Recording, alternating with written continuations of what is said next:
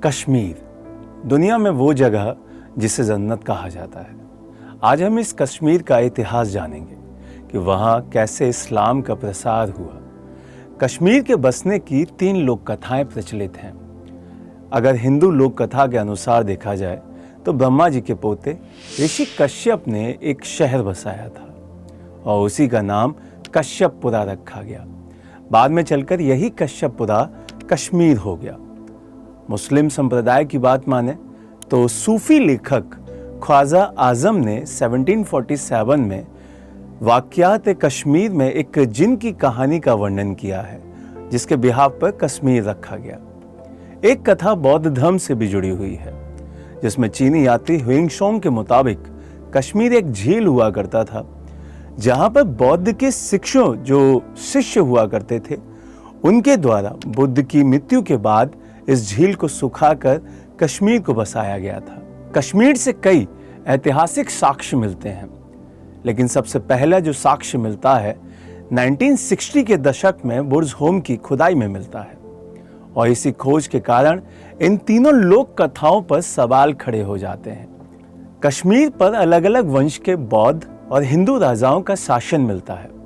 कश्मीर का इतिहास का जिक्र कल्हड़ की राजतरंगड़ी में काफी सटीक तरीके से मिलता है। कल्हड़ की राजतरंगड़ी के अनुसार अशोक ने श्रीनगर बसाया था।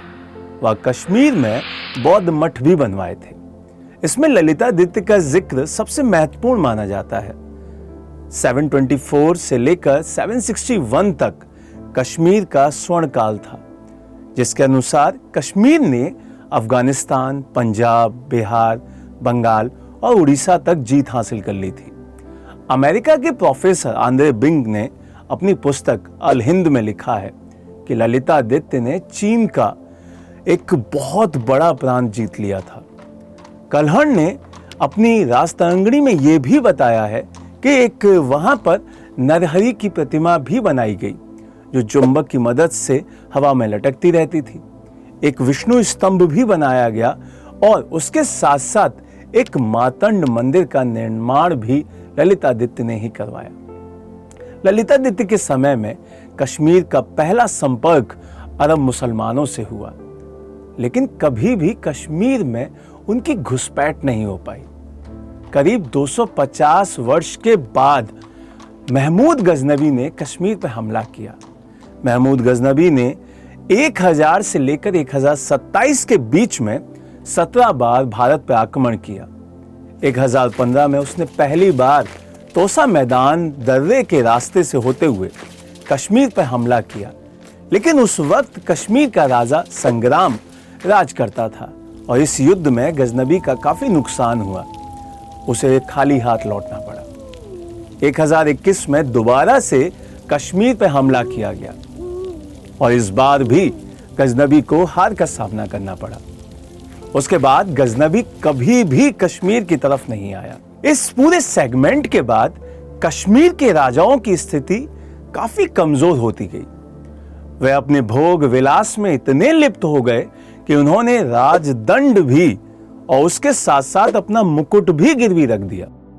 यहां तक कि हर्षदेव के समकालीन कल्हड़ ने तो उन्हें तुर्क भी कहा है। वेनिस यात्री मार्को पोलो की यात्राओं का अगर स्मरण किया जाए तो उसमें पता लगता है कि 13वीं सदी के अनुसार कश्मीर मुसलमानों के साथ काफी तालमेल करके आगे बढ़ने लगा था और वहां पे कई बस्तियां भी मुसलमानों की बन गई थी। आज से करीब 700 वर्ष पहले कश्मीर में सहदेव नाम का एक राजा हुआ करता था, जिसको प्रजा और शासन दोनों में ही दिलचस्पी नहीं थी।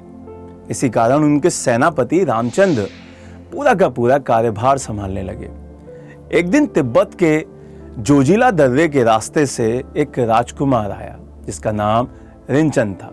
उसने तिब्बत में गृह युद्ध का वर्णन किया और कश्मीर में शरण मांगी, जिसके कारण रामचंद्र ने रिंचन को पनाह भी दे दी। आ हिस्ट्री ऑफ कश्मीर किताब में यह वर्णन मिलता है कि 1320 ईस्वी में जुलचू नाम के एक मंगोल सेनापति का कश्मीर पर आक्रमण हुआ, जिसके डर से राजा सहदेव किश्तवाड़ भाग गए और अब कश्मीर पूरी तरीके से रामचंद्र जी के हाथों में आ गया। कमजोर शासन व्यवस्था का फायदा उठाकर रणचंद ने रामचंद्र की हत्या कर दी। वह कश्मीर की गद्दी पर कब्जा कर लिया। रामचंद्र की बेटी हुआ करती थी कोटा, तो कोटा से रणचंद ने शादी भी कर ली। रणचंद की सूफी संत बुलबुल शाह से मिलने के बाद मुस्लिम धर्म में मिलने की इच्छा जाहिर की।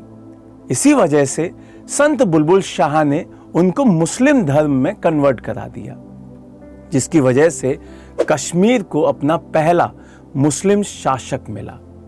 ऐसा नहीं है कि रणचंद हिंदू धर्म नहीं अपनाना चाहता था, लेकिन कुछ कारणों की वजह से ऐसा नहीं हो पाया। रणचंद को बुलबुल शाह ने एक नया नाम भी दिया और यहीं से रणचंद का नाम सदरुद्दीन रखा गया। कश्मीर की पहली मस्जिद भी सदरुद्दीन ने ही बनवाई थी।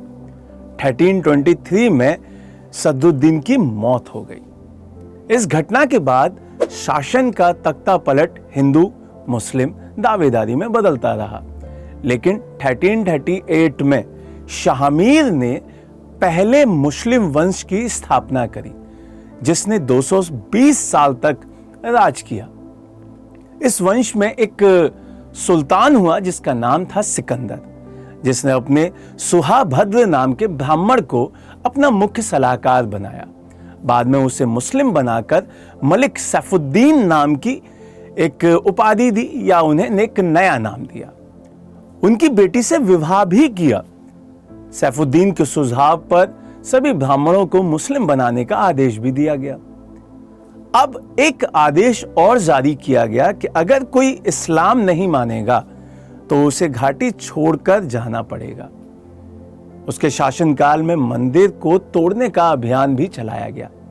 1420 में सिकंदर का बेटा जैनुल आबदीन गद्दी पर बैठा। वह अपने पिता से बिल्कुल विपरीत था। उसने दोबारा मंदिरों का निर्माण कराया, ब्राह्मणों की वापसी की कोशिश की और गौ हत्या को भी बैन कर दिया। जैनुल फारसी, कश्मीरी, संस्कृत और अरबी का बहुत ही शानदार विद्वान था। उसने महाभारत व कलहण की राजतरंगिणी का फारसी अनुवाद भी कराया था। वह हिंदू व बौद्ध को अपने दरबार में जगह भी देता था।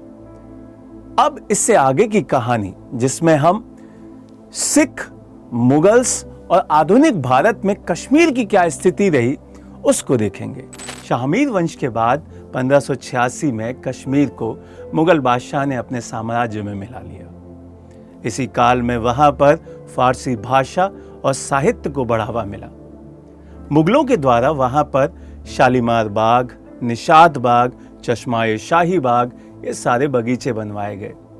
अकबर व जहांगीर ने कश्मीर में धार्मिक सहिष्णुता अपनाई, परंतु औरंगजेब ने वहीं पर कट्टर नीतियों को अपनाया। 1819 में कश्मीर पर महाराजा रणजीत सिंह का नियंत्रण हो गया। इस शासन ने हिंदू समाज को काफी राहत दी। गुरु नानक जी ने खुद 1510 से 11 तक कश्मीर में रहकर सिख धर्म की शिक्षाएं दी हैं। 1886 में प्रथम आंग्ल सिख युद्ध के बाद कश्मीर अंग्रेजों के अधीन आया और फिर गुलाब सिंह को, जो कि डोगरा वंश के थे, उन्हें सौंप दिया गया, जिसके बाद जम्मू कश्मीर की रियासत की नींव पड़ी। 101 सालों तक डोगरा वंश ने जम्मू एंड कश्मीर पर प्रशासन किया और बंटवारे के वक्त भी डोगरा राजा हरि सिंह कश्मीर के राजा थे। 1947 में हरि सिंह ने स्वतंत्र रहना पसंद किया, लेकिन अक्टूबर 1947 में पाकिस्तान के लड़ाकों ने कश्मीर पर हमला कर दिया और बड़े हिस्से पर अधिकार भी कर लिया। महाराजा हरि सिंह ने भारत से सहायता मांगी, जिस पर भारत ने मदद भी की।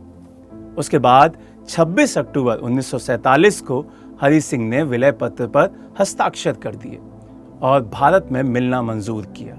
तभी से कश्मीर भारत का अभिन्न अंग बन गया और हमेशा भारत का अभिन्न अंग रहेगा। जय हिंद, जय भारत।